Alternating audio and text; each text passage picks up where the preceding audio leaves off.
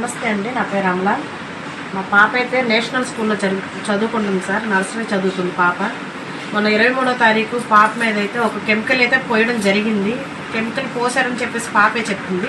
అది టీచర్ పోసారంట. ఇలా పలానా ప్రోజన్ హాస్పిటల్లో ట్రీట్మెంట్ కూడా చేయించారు సార్.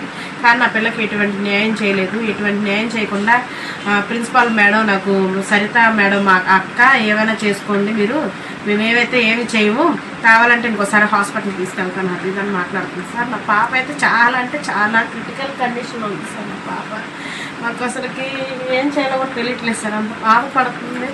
ఒక తల్లిగా నేనైతే చూడలేకపోతున్నాను సార్. ఎందుకంటే ఇది మీరు గవర్నమెంటే చేయాలి, నాకు న్యాయం చేయాలని నేను కోరుకుంటున్నాను సార్. ఇలాంటి పొజిషన్ ఇంకో ఏ ఆడపిల్లకి, ఏ పిల్లలకి సార్, నా పిల్లలకి అది ఏ పిల్లలకి రాకూడదు.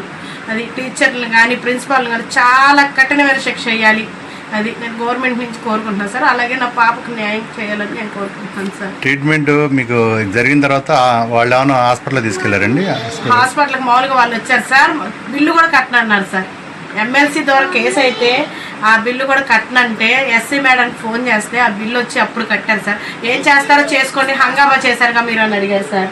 అలాగా అది మీరు నాకు న్యాయం చేయాలని నేను కోరుకుంటున్నాను. ఇప్పుడు పాప పరిస్థితి ఎట్లా ఉందండి? ఇప్పుడు పరిస్థితి అసలు బాగాలేదండి. అసలు పాప అసలు కూర్చోలేకపోతుంది, తిరగలేకపోతుంది, అట్లా అసలు ఏమి లేదు సార్. మామూలుగా అలా పడుకొని ఉండడమే.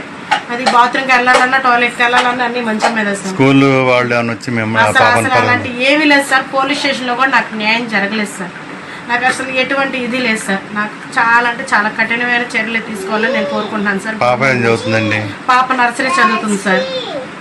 చదువుతుంది సార్. ఏ స్కూల్ అండి మేడం? ఏంటి సార్? ఏ స్కూల్? స్కూల్ పేరు national school. National school sir.